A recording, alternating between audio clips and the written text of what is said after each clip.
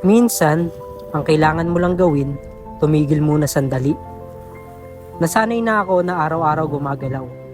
Araw-araw may iniisip. Araw-araw may hinahabol. Pero ngayon, nandito ako sa Zambales para magpahinga. Hindi dahil wala akong problema. Hindi dahil okay na lahat. Kundi dahil kailangan ko rin huminga. Hindi ako nagmamadali ngayon. Walang target today. Walang hinahabol. Pero hindi ibig sabihin sumuko na ako. Pinipili ko lang magpahinga para mas kayanin ko ulit pagbalik ko. Hindi lahat ng araw para lumaban. May mga araw na para mag-recharge. Ang pahinga, hindi paglayo sa pangarap. Bahagi yan ng paglapit dito. Araw-araw waslin, pero ngayon, pahinga muna. Paano mga tol? Kita-kits tayo sa susunod na episode. Mag-iingat kayo palagi, stay positive.